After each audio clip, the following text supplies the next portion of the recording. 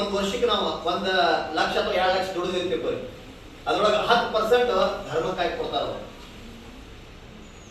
ಅಂದ್ರೆ ಅವ್ರ ಸಂಪತ್ತು ಕೂಡ ಇನ್ನು ಹೆಚ್ಚೆಚ್ಚು ಅಭಿವೃದ್ಧಿ ಆಗುತ್ತೆ. ಈ ದಿಶೆಯಲ್ಲಿ ನಾವೇನ್ ಮಾಡ್ಬೇಕಂದ್ರೆ ಒಳ್ಳೆಯದನ್ನ ಕಲಿಬೇಕು, ಒಳ್ಳೆ ಸಂಸ್ಕೃತಿ, ಒಳ್ಳೆ ಆಚಾರ, ಒಳ್ಳೆ ನಡೆ, ಪ್ರಾಮಾಣಿಕತೆ ಇವೆಲ್ಲ ಕಲಿಬೇಕು.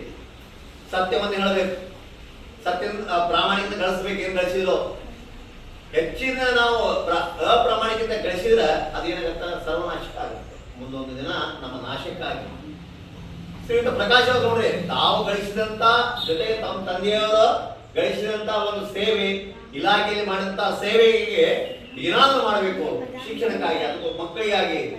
ಸರ್ಕಾರಿ ಮಕ್ಕಳು ಅಂದ್ರೆ ಬಡತನದಿಂದ ಬಂದಿರ್ತಾರ, ಕೂಲಿಕಾರ ಮಕ್ಕಳು ಬಂದಿರ್ತಾರೆ, ನೀವೆಲ್ಲ ತಂದೆ ಕೂಲಿ ಮಾಡ್ತಾರ.